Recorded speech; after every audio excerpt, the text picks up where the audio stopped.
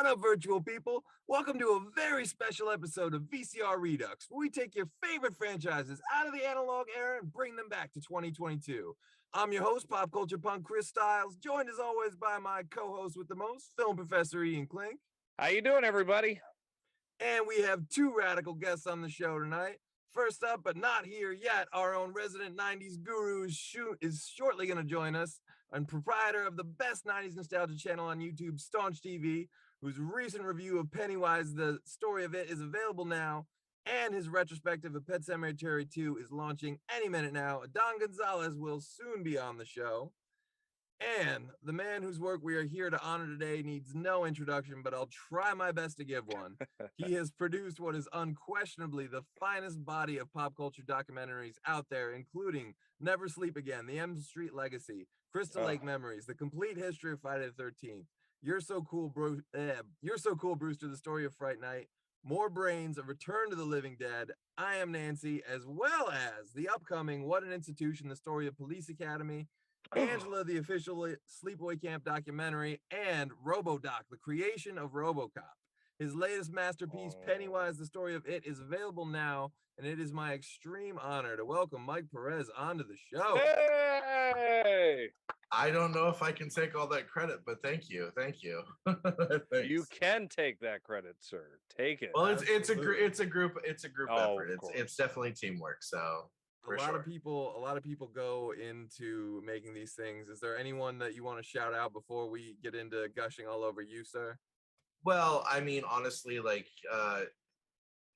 for Pennywise, Gary Smarts, Christopher Griffiths, Adam Evans, John Campompiano, and Sean Schaefer Hennessy, who is one of the most amazing composers. He's composed all the themes for every documentary I've ever done. And and to Tommy Hudson, who actually I'm currently working on a secret project with right now. He's the one that got me into all of it. So thanks to Tommy. If it weren't for him, I wouldn't be doing it. So teasing us right out of the gate with secret projects. This it's a big one too. It's a big one. Ooh, wow. All right.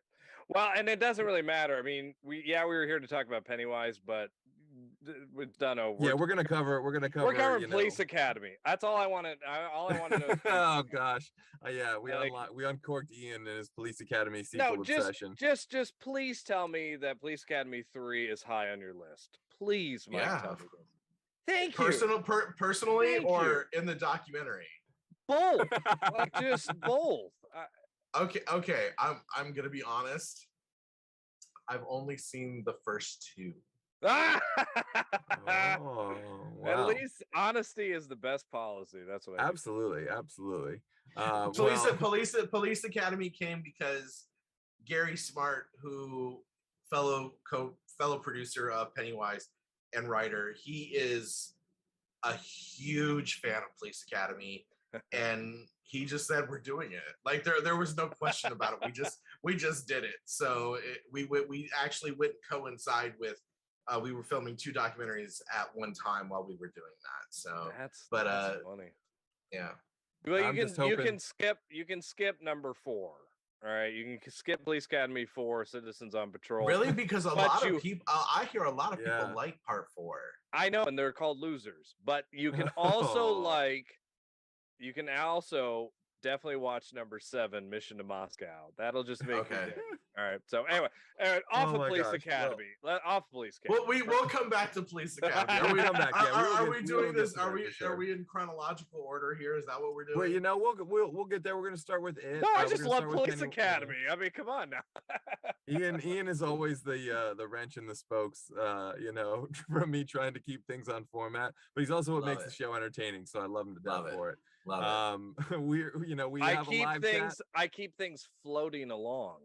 Ian keeps things. I see what you did there. That was very clever. You like that? that was smooth. Yeah, there's rock at the bottom of a river, smooth, and then there's as smooth as that. Boom. That's as smooth as it gets.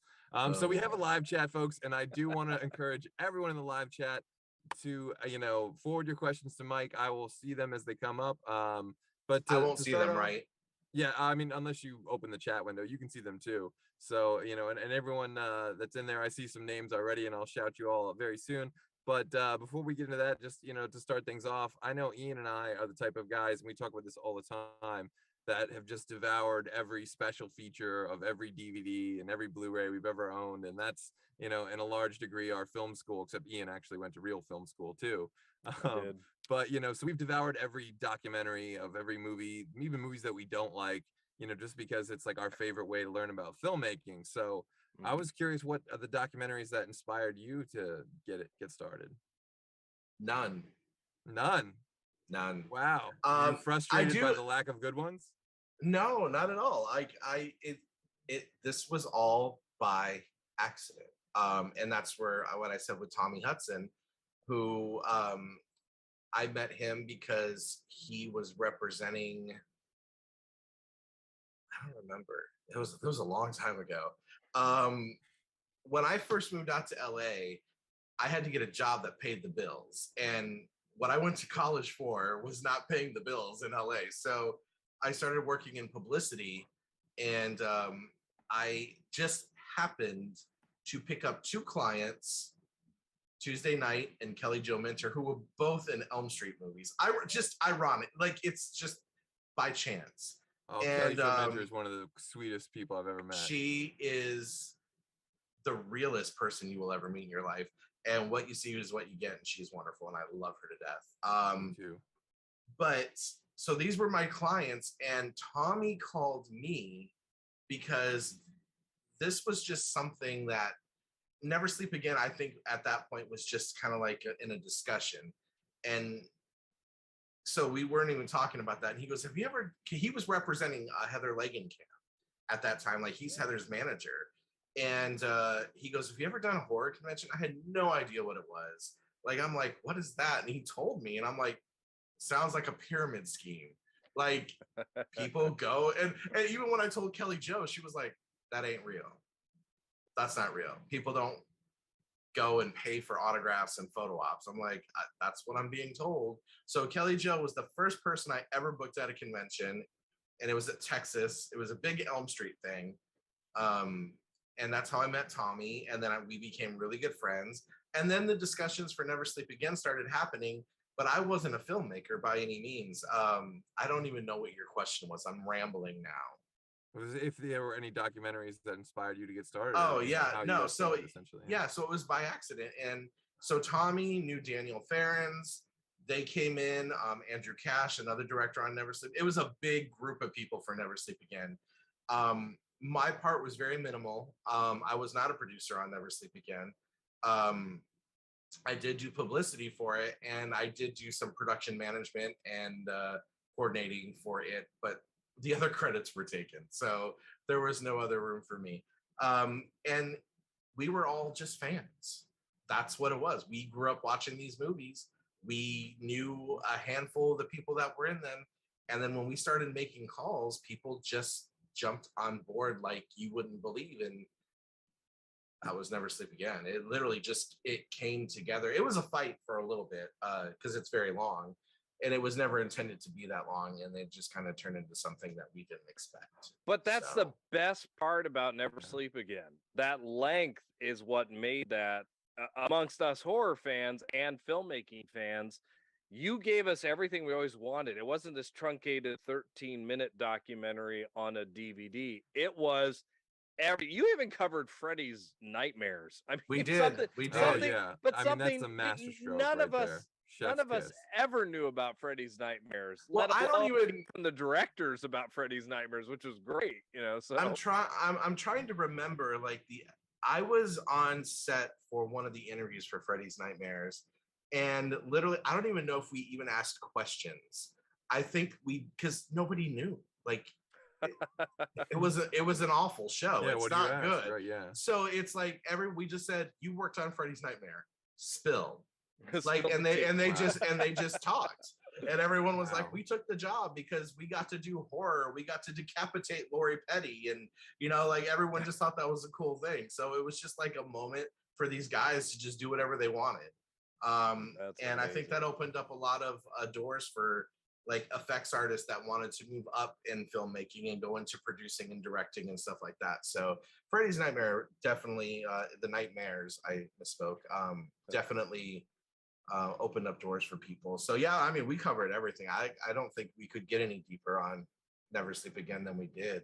I mean, because we released the one. It was 4 hours, and then we had a bonus disc with another 4 hours of footage. Like, how much more do you need? But I remember watching it though, and I seriously said to myself, this is incredible. Like, yeah, I remember calling my friend being like, dude, if you ever want to know anything about everything about Nightmare series, get this documentary today. Yeah, you know, and I don't think anybody's ever thought about, if we just let it be that long, you know, if you build it, they will come, and they did. So I mean, you had your hand in probably a documentary revolutionary idea. Well, I think it kind of kicked off because now everybody's doing documentaries. So, I mean, everybody and their mama's coming up with one. And I feel like we kind of did start a trend. And I think the fact that so many interviews with us who worked on it were just saying, well, we're just fans. Because some of us didn't know what we were doing. We had no idea. I mean, when it comes to, you know, working certain paperwork with, you know, the SAG union, like, I didn't know what I was doing. I had no idea. I still kind of don't. It's difficult. There's a lot of complicated things that, I mean, we just kind of learned along the way. So, well, can I ask a question I've always wondered, and this might help a fan out there who's watching this if they've ever wanted to maybe even get the idea. And I hope, and believe me, tell me to like, nope, not going to answer that question, but. You don't pay these celebrities when they interview, right? This is just on their own. They come in, they're spilling the guts of just Okay, I always wondered that. Well, the thing is like, you know, the difference is this is technically falls into the category of publicity. You do not get paid, even big actors. You do not get paid for publicity. It's just part of what you do. Yeah, and they know that. It's rare. It's actually pretty rare when people say no to us. But, you know, well, people say, well, people get, you know, paid like on the late night show. And I'm like, well, that's because it's on, you know, syndicated network television. They have to, they have to fall within union guidelines and pay them, you know, the minimum SAG rate to be on there. But no, we do not pay for interviews. No. That's not to sound like we're cheap or anything, and that we wouldn't. That you just don't. But honestly, that's actually even better because now what I realize is you got all of these amazing actors to come in just because they love to talk about these projects. So that's awesome. It's not like, oh, we paid them a couple bucks to come do this.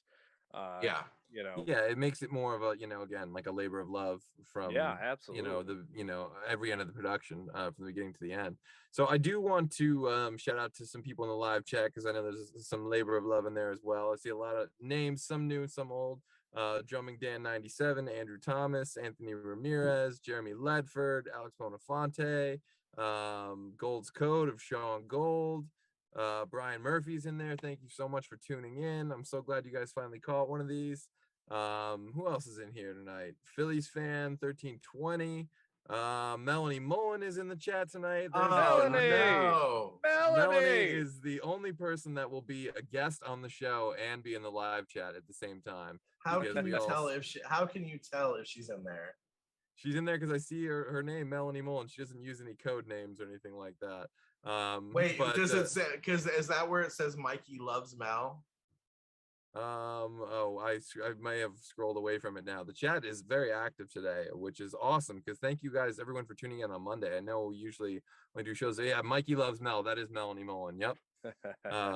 So there's a lot of Stephen King love in here. There's some love for my Hawaiian shirt. Some Salem's Lot love. A lot of love for You're So Cool Brewster in the live chat, I see. Great question here, actually, from Gold's Code, our buddy Sean Gold, who's a great screenwriter out of Florida. He says, Mike, how did you get Jay to appear for the greatest cameo ever on Never Sleep Again? That was a fucking amazing cameo. You guys remember? What was the question? How did you get Jason Mewes to appear for the greatest cameo ever in Never Sleep Again? He's a horror fan. His love of horrors. What did it? Oh Yeah. man. Also, but it also helped that Bill Philpott, who was a producer on Never Sleep Again, I believe he was representing Jason Mewes at the time too. So I think that kind of helped. Oh, okay. Well, that doesn't hurt, right?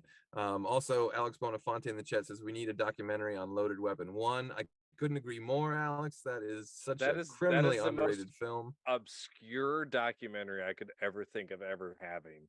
That is the most life-saving documentary. That would be like doing a documentary on like the Red Shoe Diaries. Oh my God, that would be amazing. Yeah, no, you're talking the wrong crowd. We'd all be at that one. Yes, Showtime. Oh, and there's also some requests in the chat for Mike. Can you do a documentary on the greatest movie ever made, Airborne? Which is again, that's just an absolute gem. Everybody in this stupid channel is all about this movie, and I'm so it drives sick of it. Crazy. Crap. Oh my God! Don't insult our guest here, people. Come on. Oh look, yes, I love Gold's Code. Dokken is amazing. Oh, God. All right. Well, Mike, it was nice meeting you. I'm tired. I'm sorry, but if you cannot admit that Dokken was the highlight of Never Sleep Again, you're crazy. I gotta say, it drives me crazy whenever Dokken comes up, and your documentary is probably the best thing to happen to Dokken since fucking Nightmare on Elm Street 3. It's the one fact about Nightmare on Elm Street. Everybody always says as if they're like, oh, I know this amazing fact. We all know Dokken did the soundtrack for Nightmare 3. Like, we get it. God, I hate fans. It kicks ass. I love that you are so disturbed by it. I just get so frustrated with that factoid. Like, it just oh my gosh. Isn't that you, Mike? You guys did the right thing. You interviewed them. You did the right thing. I'm just saying. So every time I watch these, there is at least a few stories that I'm so glad are like, I have room in my brain for like, oh man, this little story about, that from Fright Night or, Crystal Lake or whatever. Are there any stories like that for you from Pennywise that you're like, oh man, I can't even believe I get to hear this story, let alone help, thousands and thousands of people hear it as well? Personally, for me, what I love is hearing about like the camaraderie that takes place on the making of some of these movies, and these people becoming somewhat of a family, even. And I love hearing those stories. And with Pennywise, it was the story of when they integrated the older adults with the younger kids. Yeah. And everybody hung out to kind of pick up each other's traits so that it would translate in film that, oh, okay, without having to think too much, oh, that's the older version of this person. So to me, that was one of the fun little things. And I also loved exploring, the actual fear of clowns that people have. Like, I didn't have that. I didn't get it, but it's a thing. It's a thing. It's a thing. My wife wearing this shirt, my wife actually got very upset right before she left the room. She's like, I don't want to talk to you wearing this shirt. She hates clowns that much. So, I mean, it's legitimately a thing. Yeah, I mean, I guess that clip, I mean, one of my favorite clips, and again, is, that's a kind of a question I want to riff off too, because, you get the most amazing vintage nostalgic clips in your docs that are incredible. Whether it's Siskel and Ebert or it's like rare news coverage or the Menendez murders, I mean, I love all those things really take me back in time. We dig deep. That has got to be really, really tough. And now I forgot what I was gonna ask because I wanted to ask that so bad. My bounce off question derailed me. I'm sorry. What were you gonna say, Ian? I was just gonna say, I mean, the one part I really loved about the documentary was actually the when they were talking about the producer coming to talk to the kids. They were being so rowdy that the producer had to actually talk to them and basically say, "Hey, you're professional actors. Knock it off." And they're like, "Oh, we're gonna get fired." But they're also kids. You know what I mean? Like it's like, I honestly, like, what do you think is gonna happen? When you get all these kids together, I'm like, that's just what's gonna happen. So to me, that I wasn't shocked to hear that story. I mean, getting to know these guys as we started doing the documentary, and then I've been booking the kids at conventions here and there, and like nice. they're a wild and fun bunch. Like they are really fun to be around. So I can only imagine what it was like when they were that young making this movie. Like I'm sure it was loud and obnoxious. But again, that was one of my favorite parts in the doc too, was when, Tommy Lee Wallace was like, there were times we had to pull them aside and, get the gathering of the kids with none of their parents there and be like, hey, if you're here because you want to be an actor, that's going to be reflected in how you act, how you conduct yourself on this shoot, whether or not you work again. And I was like, well, Tommy it has to be done sometimes, Tommy Lee Wallace was one of the funnest guys I've ever met at a convention. Oh, I literally asked him, I got him to sign a VHS of Fright Night Part 2. And I said, what is your advice to be a director? And he goes, get a lot of money and just F around. That's it. That's all you need to do. I don't have any other advice. There's nothing I can tell you. That is it. I'm like, I find it's one, honestly, like I've seen most directors answer in some similar fashion to that question. Because I don't personally believe in going to film school, to be honest. I feel like those are organizations that take people's money. I'm like, pick up the camera and just learn it yourself. Mm-hmm. Like that. I mean, that's how we learn, is by hands-on. I never learned from books or facts. When I did when I was in school for music and we had to learn studio engineering and recording, we read all these textbooks and I didn't pull a damn thing away from those. Where did you go? I went to school for audio engineering. Where'd you go? Well, I went to ASU for the first 3 years, but their music program wasn't as good as Mesa Community College. The community college actually had a full-fledged, huge recording studio. So I transferred over there to finish out my degree. But yeah, I learned hands-on. I didn't learn from the books. So I'm just like, I'm against it. Like, pick up the camera and just do it yourself. That's what Wes would say. That's what John Carpenter would say. It's just that, just do it. It's very true. It's very, very true. Well, that was the other thing I want to ask you, through all of these, all these documentaries, who has been if you can answer this, who's been the best interview and who is the hardest person to get? To get, or the hardest person to interview? Well, actually, that's an even better question. Yeah. Who was the hardest person to interview and who was the hardest person to get?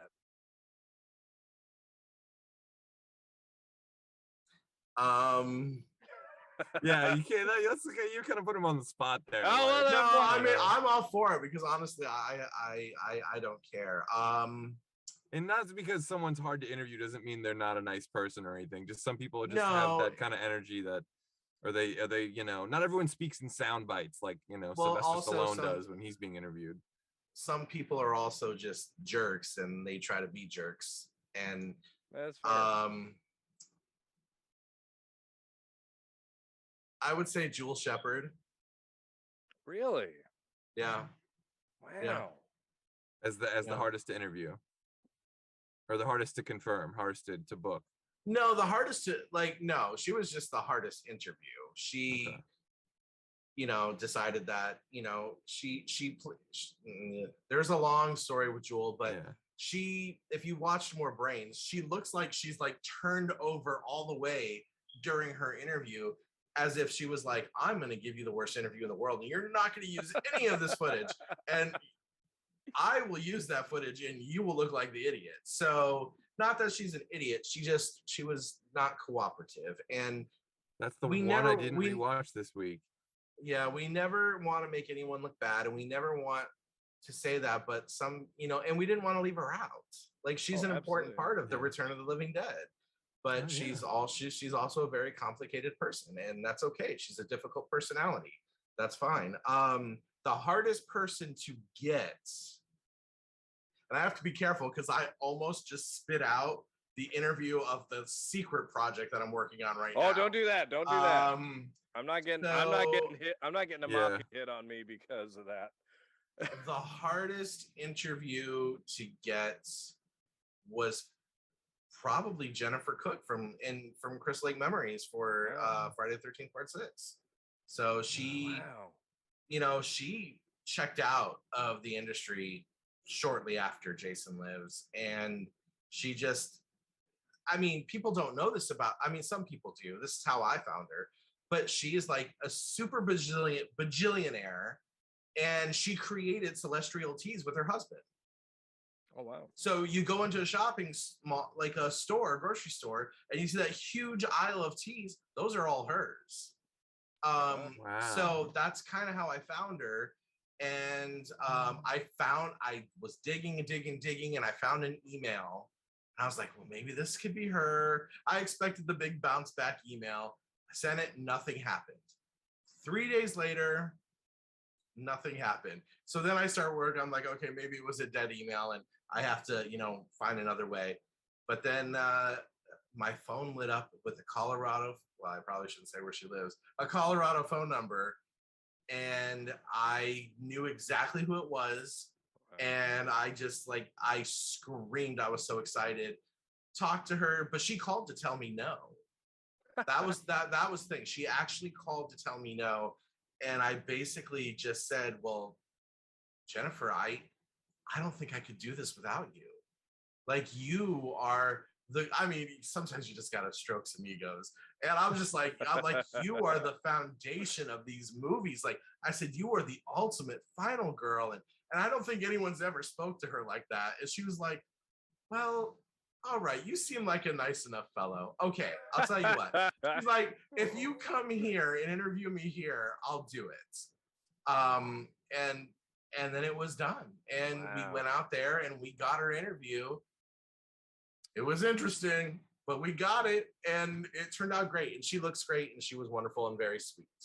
That's awesome, because it was great in Pennywise. The character that played the older Henry Bowers. Yeah, he has a very interesting interview in the movie. So for any of you going out there to rent it, it's a very fascinating interview in Pennywise. And I was just sitting there going like, what does this remind me of? And I remembered in Never Sleep Again for Freddy's Dead, The Final Nightmare. There's also a very interesting interview in that movie with the actress who played, I can't think of her name in the Tracy. movie. But you know the interview from Freddy's Dead. Leslie Dean, yeah. Where there's this Art Deco thing going on in the interview. Like there's art happening within art, and I'm sorry. Is there a story behind that? I've always wanted. Oh yeah, okay. I've got a story. Now, please share. I'm gonna flat out first say, Leslie is a really good friend of mine, and she is a sweetheart. She is one of the greatest people you'll ever meet in your life. She's wonderful. Now, getting her interview, I did not know her then. She's living in Texas, so we had a remote crew for that. But I knew that Tuesday told me that she knew Leslie, and they were friends like way before either one of them did an Elm Street movie. Oh wow! And I didn't know how though. And so I got she found Leslie's email or a phone number. I can't even remember which. Oh yeah, I got a phone number. So I called, and it was Leslie's phone number, a house phone, if you can believe it was still active. And I told her that I got her number from Tuesday, and she was a little shocked at the moment. And she was like, oh, me and Tuesday, she goes, Tuesday was kind of mean to me. And I was like, she what? Like, it was this whole thing. And it only because back in the day, I guess Leslie dated one of Tuesday's ex-boyfriends. Oh. And, and there's a girl rule where you don't do that, but I don't know. But anyways, with the interview, the funny thing about the interview was, so we had a remote crew go out to her. We shot the interview. They sent us the footage. It had no sound. What? No, there was no sound. There was no sound. So we were like, oh my God. And when you have to recreate something, it's never as authentic and great as it was the first time. Yeah. So I had to call Leslie again. I told her, I was like, there were some technical issues. We didn't get the sound. Can we do it again? And she's like, yeah, can I bring a friend to the set? And I said, well, yeah, you don't have to go by yourself. Of course you can. She goes, great. I schedule the interview. I'm not there. As far as I know, the interview's going. We get the footage back that night, and I get a phone call from Mr. Tommy Hudson and Daniel Ferens saying, what is this? And I said, what is what? I had no idea. And they said, why is there a human on her lap? I mean, we totally got, like, you know, she's in a great band called Scary Cherry and the Bang Bangs, and like she was totally, you know, promoting that, which is great. That was wonderful.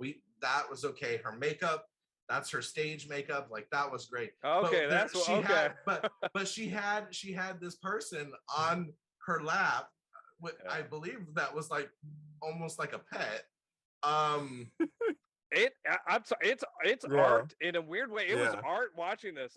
For years I've been not for me. It wasn't, because I got in trouble. I got in trouble because when someone reached out to Leslie and said, "Why did you do this?" She said, "Well, Mike said I could."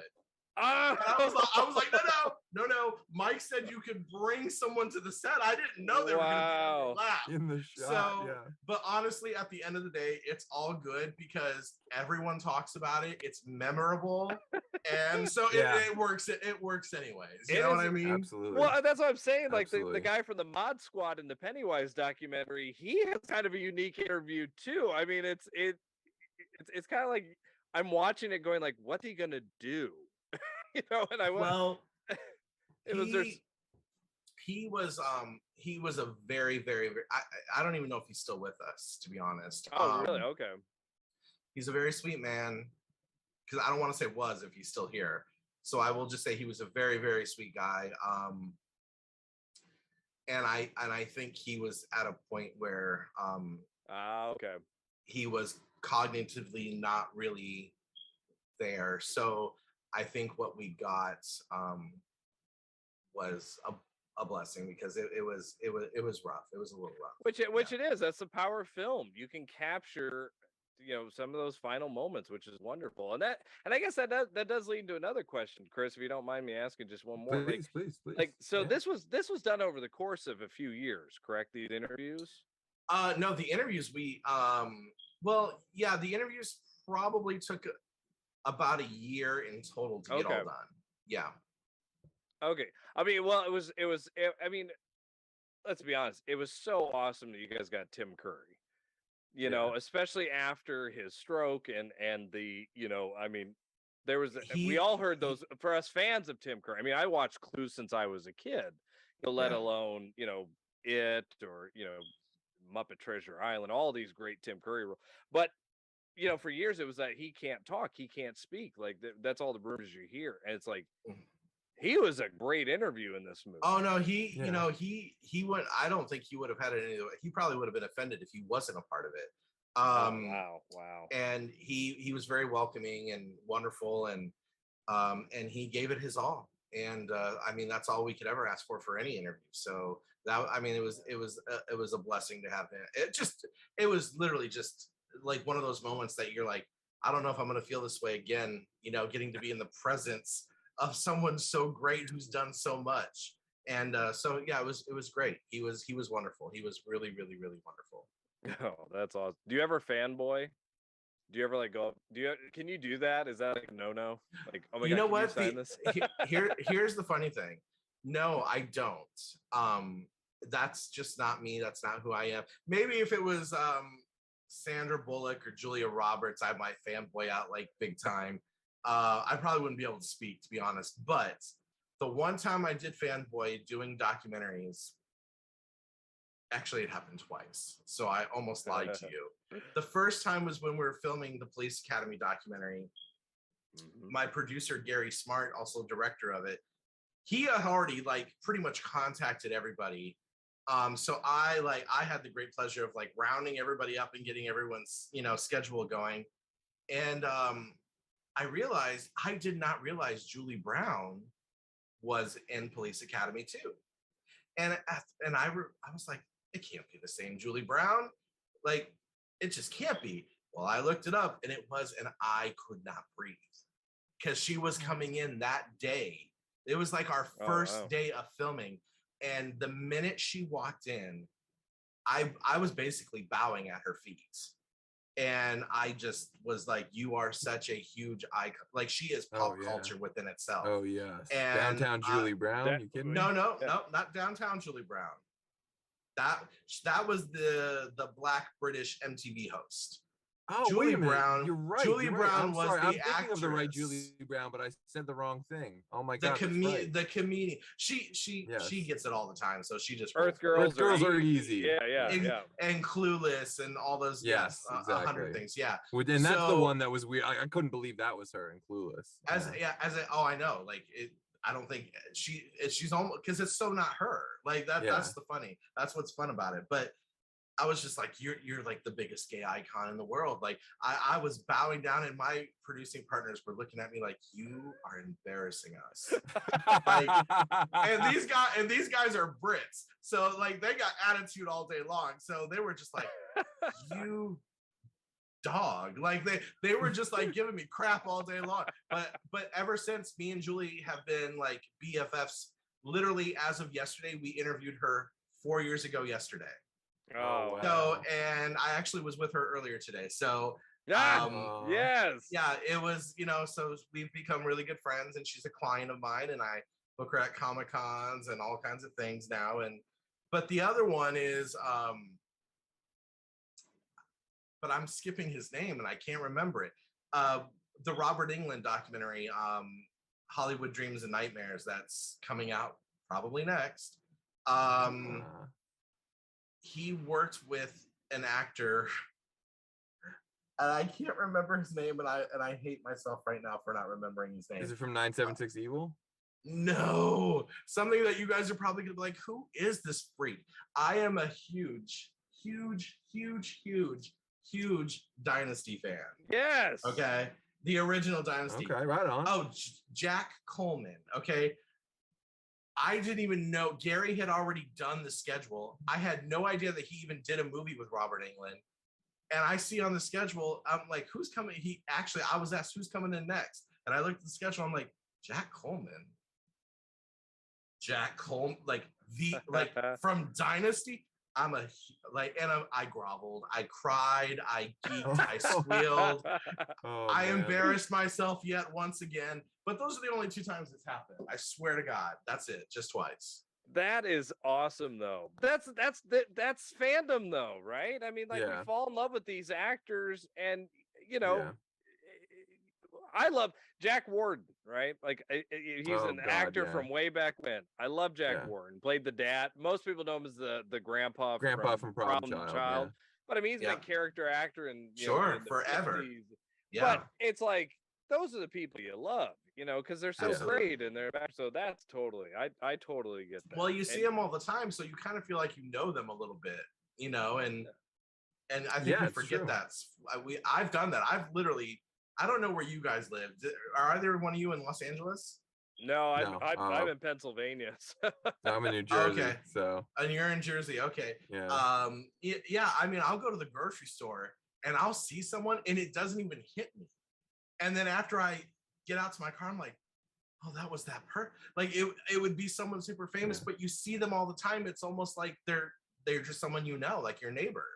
And I don't react a lot of the time. So I just forget.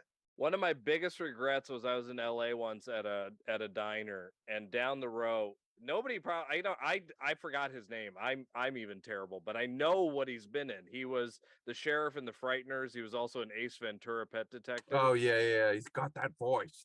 And he was going over lines, and I was like, I was about to go up, and a friend of mine who's a sound designer in LA actually told me, he's like, we don't do that in LA. Don't just leave him alone. I was like, oh. Yeah, I mean, the thing is like, we have a lot of tourists that come through here, and those are the people that will usually disrupt people's meals and whatnot. But yeah, we don't do that. Yeah, we don't do that. Yeah, I mean, these people got to live their lives too. So that's just fair. That is fair. That's cool though. It's like, you always heard, New York was supposed to be the place like that. Oh, no one bothers you there. New York's cool. You know what I mean? But the funny thing is, everybody who's like autograph hounds in New York is not from New York. They're from the other states that are close to New York. and they hang out outside the Tonight Show and everything, and I would never do that. Like first of all, I don't like people signing my stuff, so that's just me. I could definitely understand that. I mean, when I meet people at conventions, I'll gladly pay for their autograph, but it's because I want to hear just some little story, something I didn't know, or something weird about that one scene, or Darcy DeMoss. I think I just had to ask, like, where did the best come from in Friday the 13th Part 6? Like, it's in the script, just the best. Like, and honestly, I don't even remember what she said because she was so cool, and I had a little Can't Buy Me Lovitz mashup with John Lovitz on the poster, and she was very complimentary of it. So I think she just charmed me. I don't even remember what she said now. I think a lot of the actors that were in these horror films are extremely flattered when people know their other work. Because these things are so cult that, of course, they're never going to get rid of it. Like, it's going to follow them forever. It's the Beatles syndrome in a sense. Like, yeah, they all had their individual careers, but guess what they all were at the end of the day? Beatles.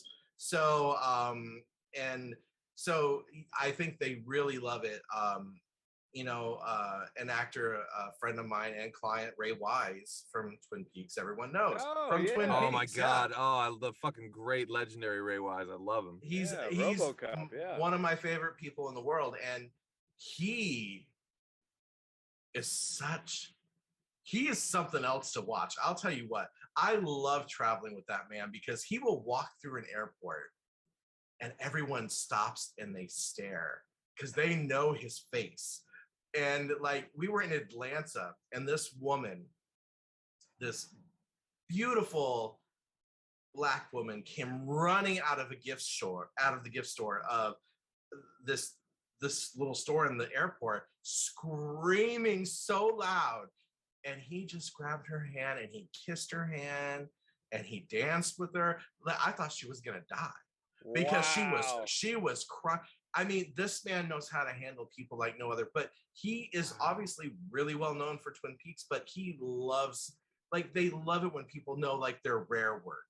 That maybe didn't really get out there as much as say like RoboCop or Twin Peaks or Swamp Thing even. Yeah, absolutely. So he's actually been getting a lot of Swamp Thing lately. It's really weird. It like came in a certain wave, and so I don't know if it was like an anniversary or something, but like suddenly like he started signing all these Swamp Thing, like those little Funko Pops. I love his 90s stuff, like The Chase and his little run on Beverly Hills 90210 was amazing. God, he gets mad at me because I don't know a lot of his work, because this is probably I don't really like horror movies. Like, it's not my thing. I know that's like my life, but it's not my thing. I don't dig it.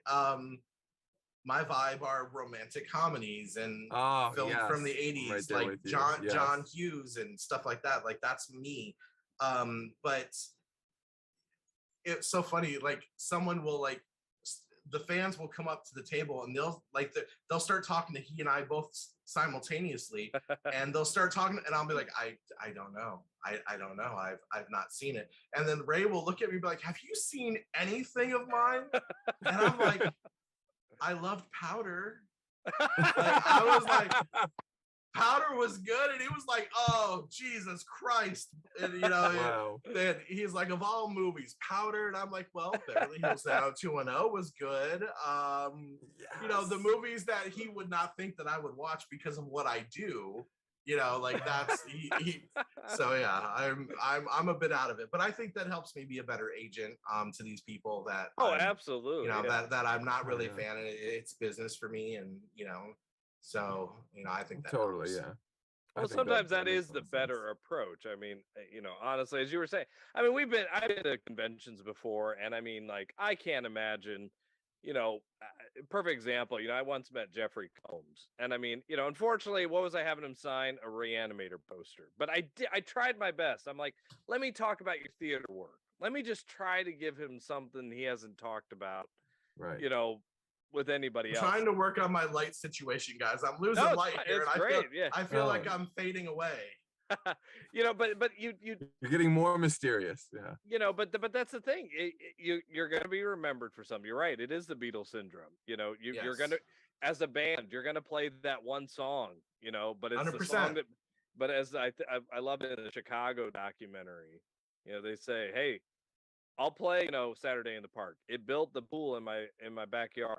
I'm okay with playing. It's you have to either be okay with it, or you got to try something different, and well, yeah, the curse of any art form is if you make shitty art, you're gonna have to it's you have to be faced with that time and time again, whether it's a song or a movie or a film, or a documentary, a comic book, whatever. I dream of a day that I do something where I can go to a convention and make thousands of dollars signing my name. That's the dream we all dream. I'm like, when does that happen to me? When do I get to stop booking these things and I get to do it? I'll tell you what, you're building up one hell of a body of work, and I know you must have quite a bit of DVDs and Blu-rays by now. You might not have made thousands of dollars doing that, but I don't. Yeah, I mean, people buy them. I don't charge for the autograph. Obviously, well, of course, I'm nobody. I'm nobody. So. Well, no, you are somebody, sir. You are the somebody who has made some amazing documentaries. All of them, and I'll be honest, those docs. Yeah. Oh, sorry. Sorry. Well, I was just gonna say, we said before the show. I mean, for years I have been wanting to know stories about Pennywise and about it. The miniseries. I remember as a kid. We usually talk about this on the show. I mean, I clear as day remember being at my grandparents' house in Maynard, Iowa, and it was like night 2 of the miniseries, and it was on, and I, like every kid of my, I was 6, maybe 7 or something.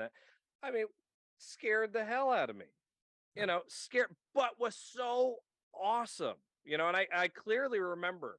I can see my grandfather sleeping on the couch in the living room, and it's the scene where the Pennywise is walking Henry down the sanitarium ward, and it's the dog head. I remember that. I vividly can see it playing on their TV in their living room. I mean, this miniseries impacted a lot of lives, and you all covered that pretty well in the documentary about just how well. We try, I mean, a lot of the reviews that have been coming out, people are really hitting the head on what we were going for. So, and honestly, like when I got the call saying, this is the next one we're doing, I hadn't actually seen it until right before we did it. And when I watched it, I was like, oh, wow. I mean, I was shocked that it was a TV movie, to be honest, and I can see why people are scared of clowns. I didn't get that. But I just thought it was unique. And I really loved the first half of the movie. I think I was more, I don't know. I think I got more feelings from the first half than the second half, but I just thought it was great. I was like, why can't they do things like this again and make it as good? But, again, lightning in a bottle. It's just, you never know what's going to hit. Well, I agree with you. That's part of, I have an issue with the newer version, which I also have a question about that. But, the newer version isn't about remembering, which the whole point of the book of it is this whole remembrance thing, adults remembering their childhood, which the miniseries did really well on. The newer movie changed that format, did split it into 2 different halves and 2 different movies. Was there a want to explain the movie, to talk about the movie in this, or was the conversation was like, we're gonna stick with this, we're gonna stick with the miniseries, we don't need to talk about we 100% we're just sticking with the miniseries. Gotcha. Cool. I mean that's what these docs are about. I mean, it's about cult, and those films they have, I mean, I don't know if they'll ever gain cult status. Usually things that have a lot of money don't gain cult status. It's usually the things that are made for a lesser budget that people are doing it for hearts as opposed to a paycheck. That is where you make that magic. But no, John, the writer and co-director of Pennywise, you got to give it to him. He's the one who did all the leg of the research for this.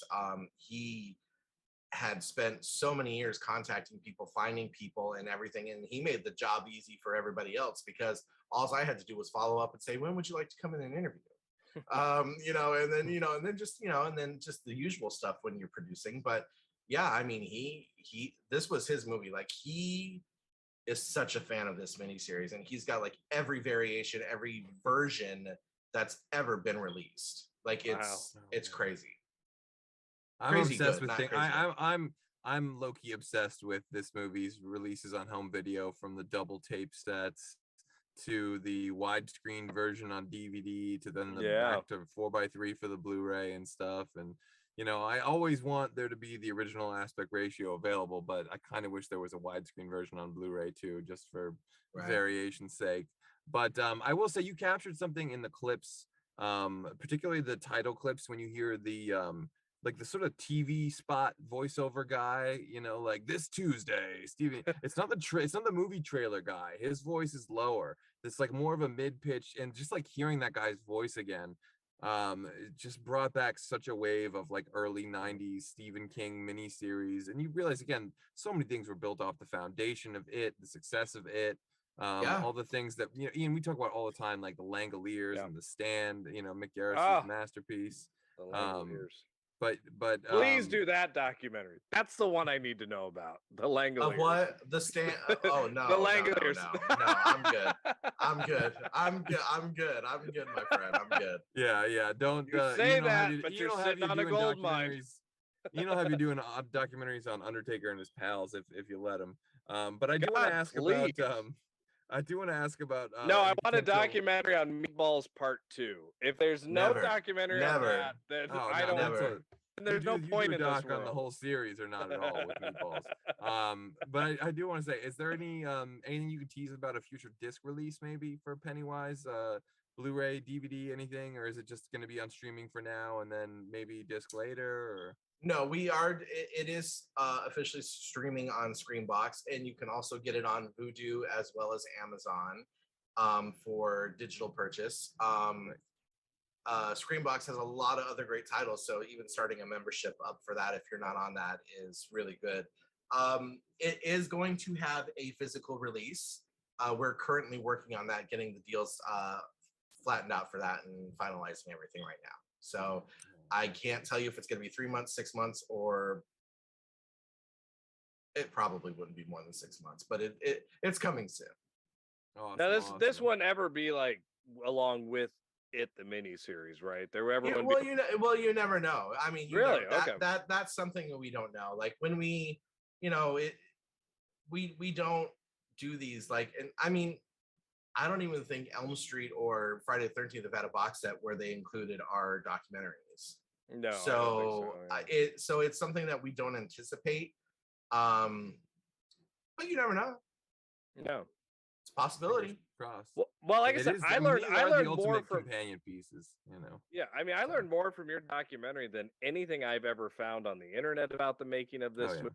Than any. I mean, and again, I'm not blowing smoke up your butt. I'm being factual. Like, you guys really had more info on this movie than I have ever found. Like I said, we were talking earlier before the show. I mean, there's an audio commentary on the DVD of it, that has like Richard Thomas and all these guys, on, but they're just talking about what they farted around on the set, and they talk about. You got to think these were they were TV actors, so chances are they probably had never really been asked to do a commentary. I'm going to guess from my experience of doing commentaries, because I've done commentaries with actors and they're like, what are we doing?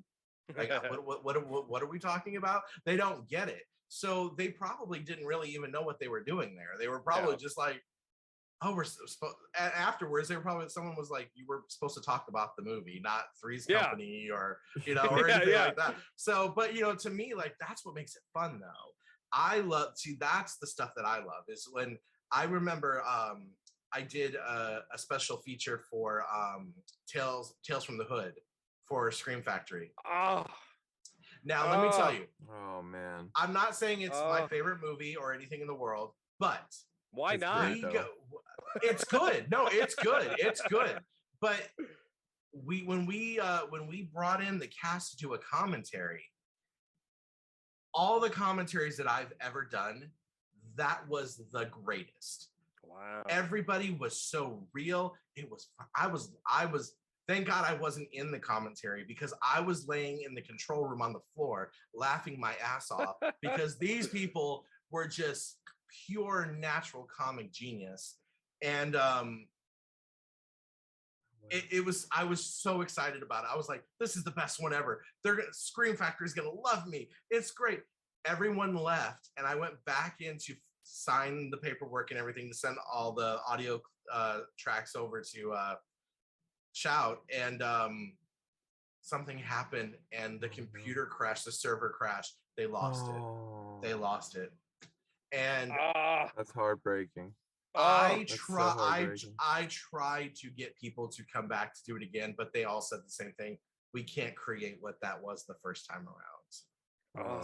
Unfortunately, and I was just kicking myself that I didn't set my phone down and hit record for just, anything. Personal backup, I was kicking myself. Tapes, I'm like, of course this would happen on what was the greatest commentary I've ever heard on a movie in my life. Oh, man.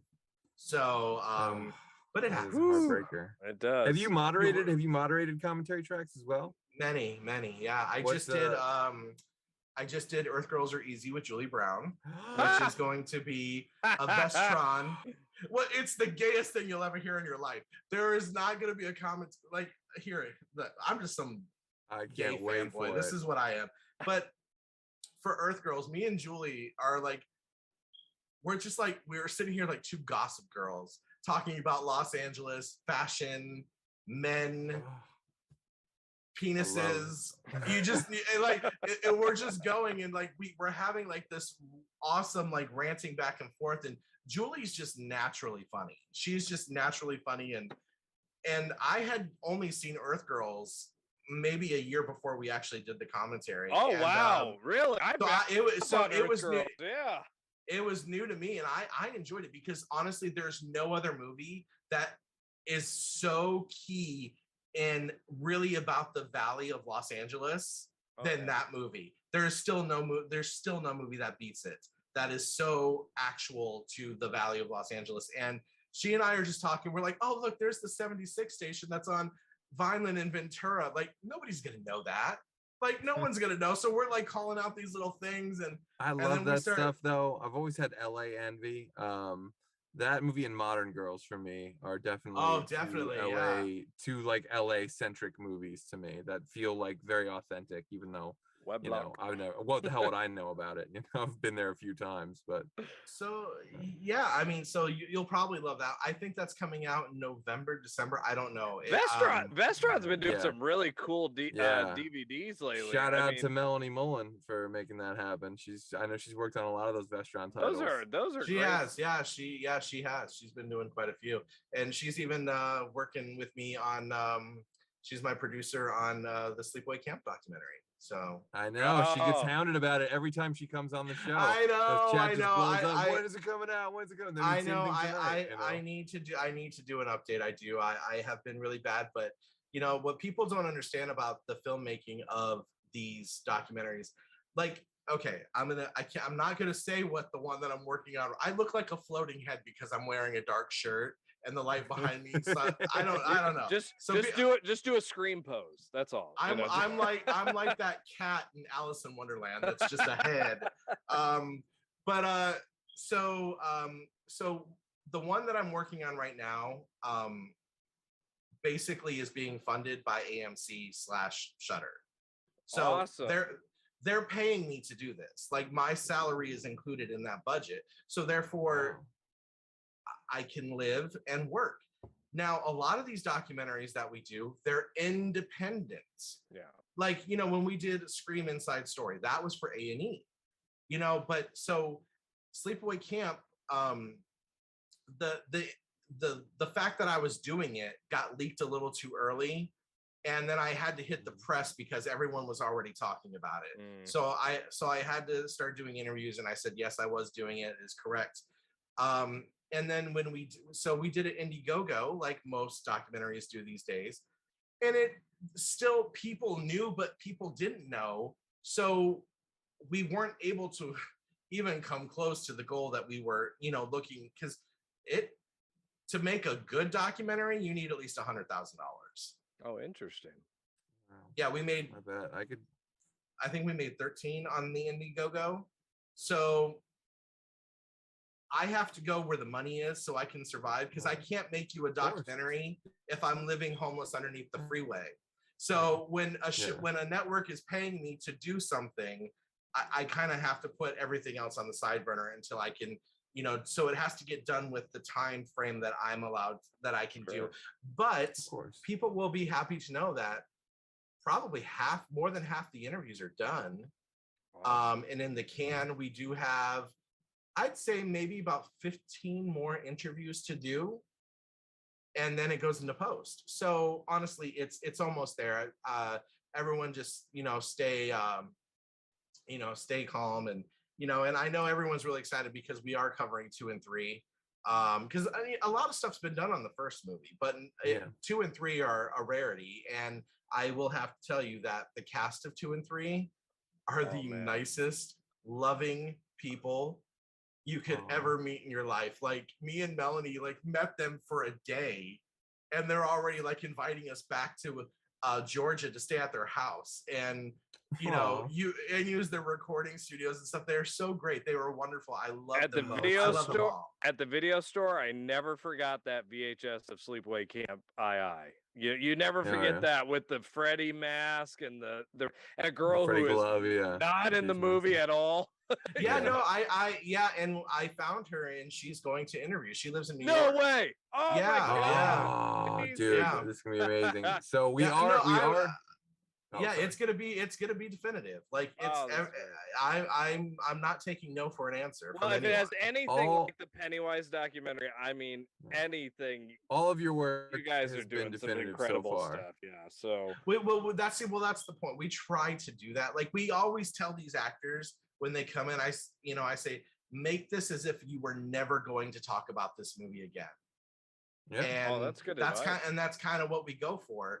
And I mean, and then they just talk, and we try to find articles and and news clips and everything that we have to do our research too. Even though we've been a fan and we watched these movies our entire lives, there's still a lot we don't know. So I wish I could say what this new one was, because I've done so much research, I'm ready to, my head's gonna blow up. So well, we are almost out of time, so that should make it a little bit easier. And there is one that is announced that I do have to ask about before we let you go.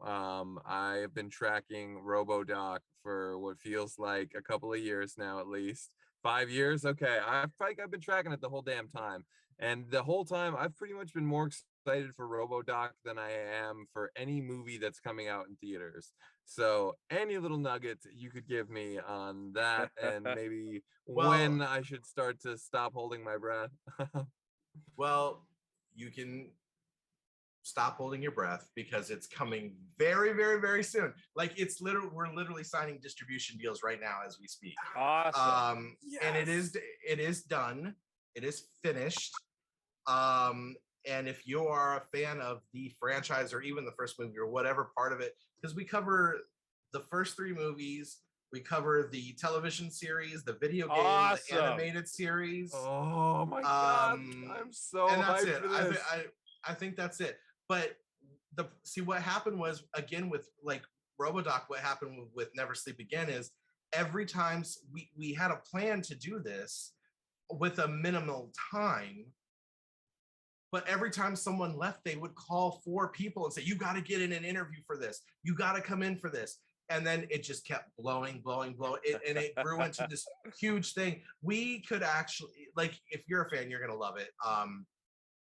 A lot of blood, sweat, and tears has went into Robodoc, and it's definitely been worth the wait, I assure you. And it's going to be, what month are we in? August now? Are we in August? Yeah, we are in August. Yep. Yeah, we are now in August. Yes.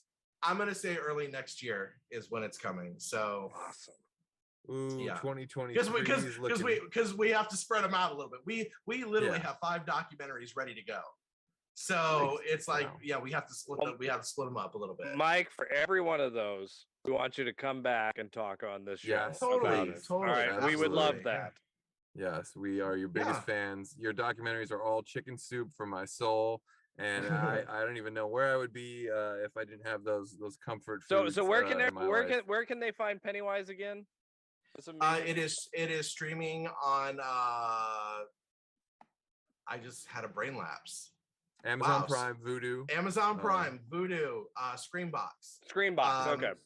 Yeah, Screenbox was a big helper in getting this out and getting it done and getting it out for the fans. So definitely, if it means you signing up for their channel, you should do it.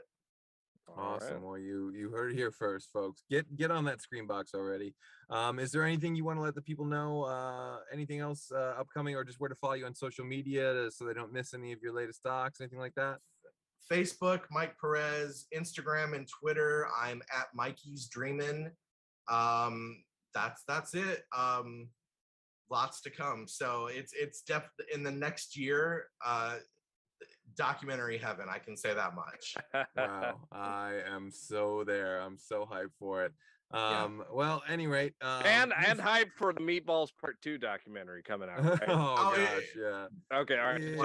Yeah. You tried. It was good. It's a nice swing there, Ian. Anyway, you fans might want to come back this Wednesday at 9 p.m. when we fire up the Pork Chop Express for our Big Trouble in Little China episode. As always, if there's a particular movie, show, or documentary you want us to cover on a future episode, let us know in the comments section below. And since you're already doing that, you might as well go ahead and like, subscribe, and follow Fandom Spotlite, the Hollow Knight Network, and Pop Culture Punk. Till then, back up those Betamax, rewind those Laserdiscs, and we'll see you at the movies.